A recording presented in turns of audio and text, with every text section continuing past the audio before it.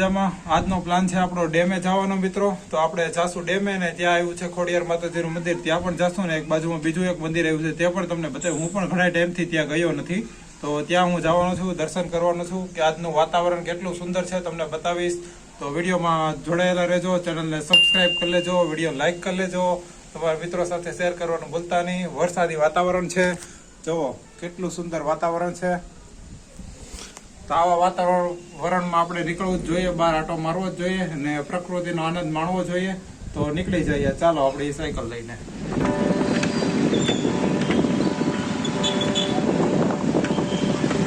અમરેલી રાજકમલ ચોકમાંથી પસાર થઈ રહ્યા હતી, ગાડીઓ રસ્તા વચ્ચે બેસી ગઈ છે. જય બજરંગબલી. અમરેલીનો ચિત્તલ રોડ કેટલો મસ્ત છે, જોવો. ચિત્તલ રોડ ઉપરથી હું પસાર થઈ રહ્યો છું અત્યારે વાગ્યા 6 મિત્રો ને આપણે પહોંચી ગયા છીએ અમરેલીના ડેમે.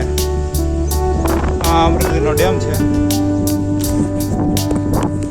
તમે જોયું કેટલું સુંદર લોકેશન છે અમરેલીના ડેમ. તો આપણે જઈએ નજીકથી જોવાનો પ્રયત્ન કરીએ.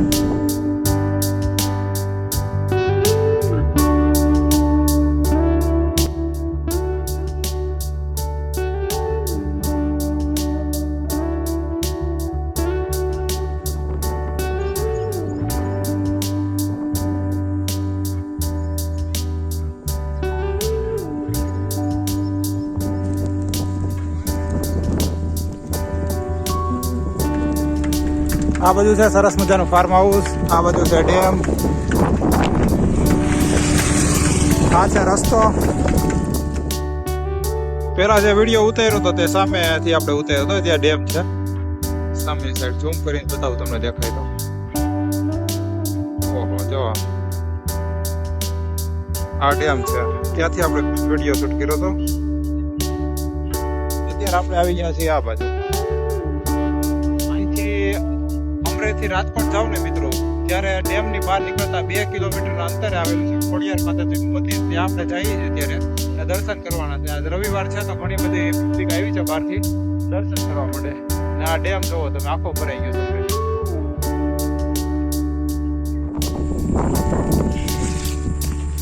ઘણી વખત એટલું બધું પાણી આવી જાય છે ને તો મંદિરની અંદર પણ પાણી આવી જાય છે, ડેમ ભરાઈ જાય છે.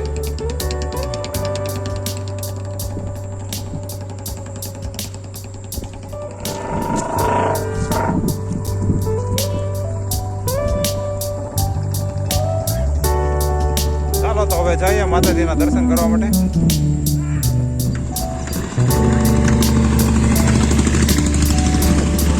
ગાડીઓ જુઓ મિત્રો કેટલી બધી આવી ગઈ છે, એક સાથે લાંબી લાઈન લાગી ગઈ છે. રવિવાર તો અહીં ખૂબ જ પબ્લિક આવે છે દર્શન કરવા માટે.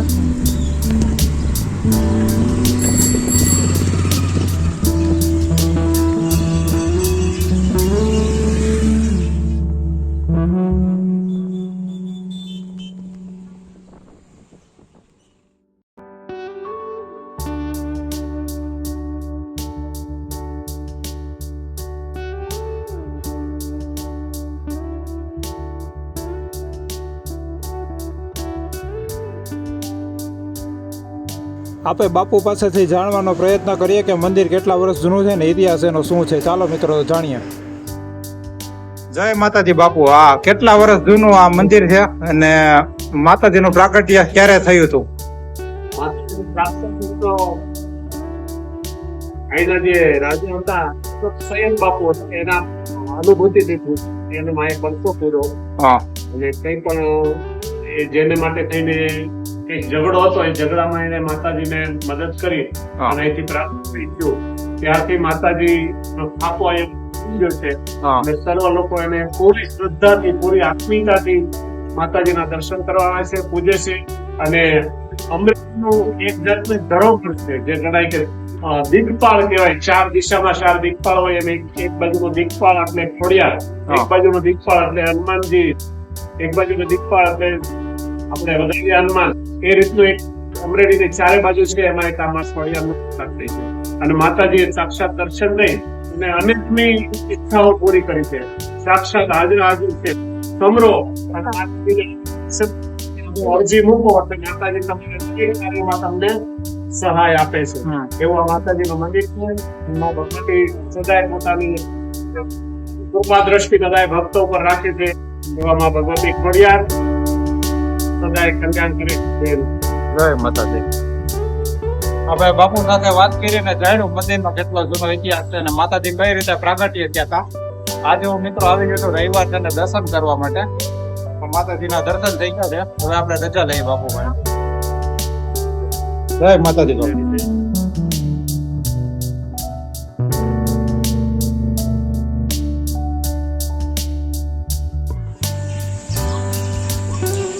આ મંદિરનો મિત્રો પાછળનો ભાગ છે. આપણે દર્શન કર્યા અને પાછળનો ભાગ છે આ મંદિરનો. પાછળ સીધો ડેમ આવી જાય. ચાલો તમને બતાવું.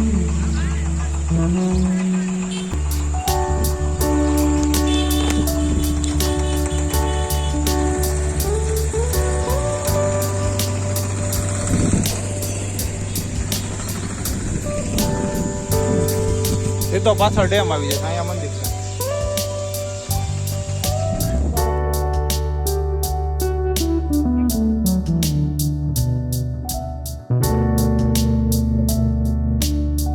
આ બાજુમાં એક ભોળાનાથનું મંદિર છે. જય ભોળાનાથ દાદા. આપણે ગમે તે જય ભોળાનાથ દાદાના દર્શન કરવા જ પડે.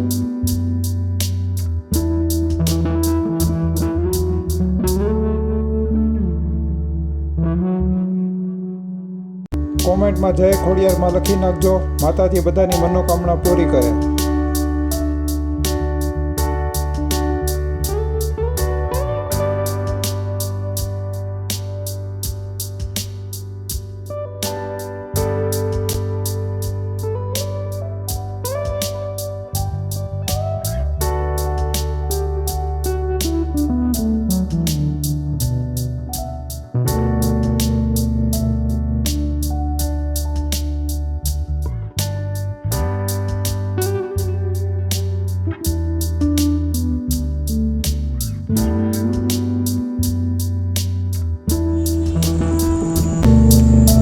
ખોડિયાર માતાજીના દર્શન કર્યા તો સામે એક હનુમાનજીનું મંદિર આવ્યું છે. ચાલો તો ત્યાં પણ જઈને દર્શન કરી લઈએ હનુમાનજીના.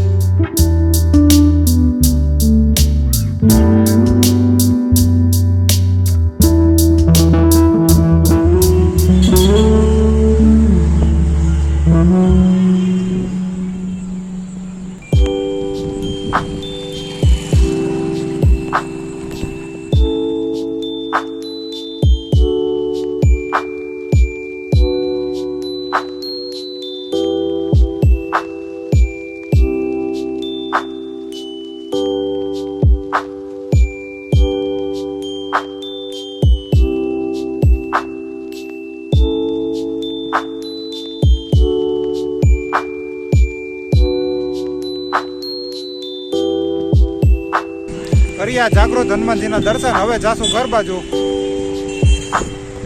પેલા મંદિર સામે હતું, પછી એને સ્થાનક કર્યું છે દાદાનું. સામે નવું મંદિર બનાવવામાં આવ્યું છે. તમે જોઈ શકો છો. આ રાજકોટ જઈએ તે રોડ ઉપર જ આવેલું છે ને એની સામેની સાઈડ છે ખોડિયાર માતાજીના મંદિરની સામે આ મંદિર આવેલું છે. જાગૃત હનુમાનજી. ત્યાં પણ દર્શન થઈ ગયા. હવે નીકળીએ.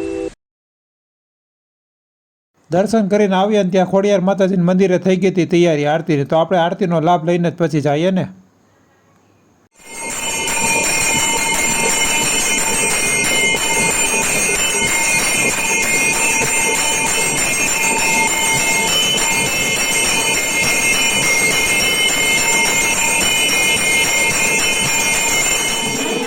જય જય સીતારામ. ઓમ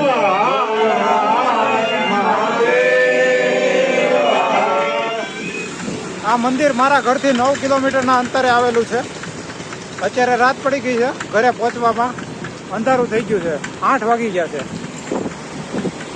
હવે ફાઇનલી ઘરે પહોંચી ગયા છે. સાંજે જમવાનું શું છે જોઈ લઈએ. સાંજે છે ઢોકળા ને ચા. હવે મળશું નવા વિડીયોની અંદર. ચેનલને સબસ્ક્રાઇબ કરી લેજો, વિડીયો લાઈક કરી લેજો, તમારા મિત્રો સાથે શેર કરવાનું ભૂલતા નહીં. હર હર મહાદેવ. આવજો.